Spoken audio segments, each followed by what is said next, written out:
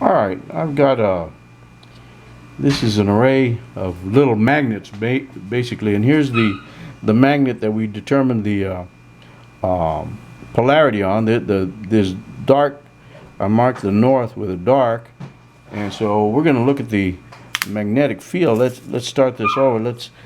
If I shake it around this way, they'll all line up vertically or horizontally to the camera's point of view.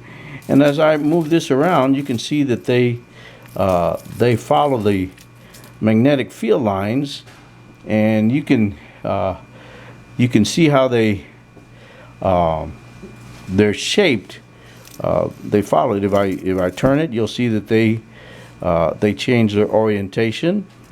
Change it again, and once again they change their orientation, and you can see that they follow the magnetic field lines. There we are, full 360-degree rotation, and there you can see the magnetic field.